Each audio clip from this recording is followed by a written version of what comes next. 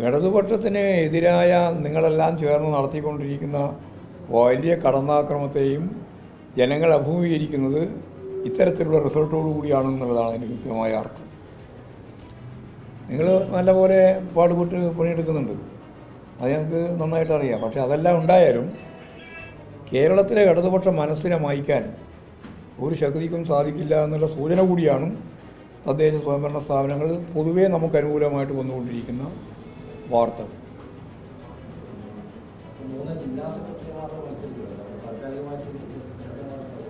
അതൊക്കെ 27-ാം തീയതി മാത്രമേ തീരുമാനിക്കുള്ളൂ. ബാക്കിയെല്ലാം നിങ്ങൾ തീരുമാനിച്ചാണ്. ഞങ്ങളിപ്പോൾ 27-ാം തീയതി മാത്രമേ ഔദ്യോഗികമായിട്ട്, ഇന്നിപ്പോൾ പാർലമെൻറ്റ് പാർട്ടി കമ്മിറ്റി യോഗം ചേരുകയാണ്. ഇവിടെയുള്ള ചർച്ച കൂടി പരിഗണിച്ച് 27-ാം തീയതി പാർട്ടി ജില്ലാ കമ്മിറ്റിയിൽ നിന്ന് വന്ന റിപ്പോർട്ടെല്ലാം വെച്ച് സംസ്ഥാന കമ്മിറ്റി വ്യക്തമായ തീരുമാനമെടുത്ത് സെൻട്രൽ കമ്മിറ്റിയുടെ തീരുമാനത്തോടു കൂടി മാത്രമേ ഔദ്യോഗികമായിട്ട് പാർട്ടിക്ക്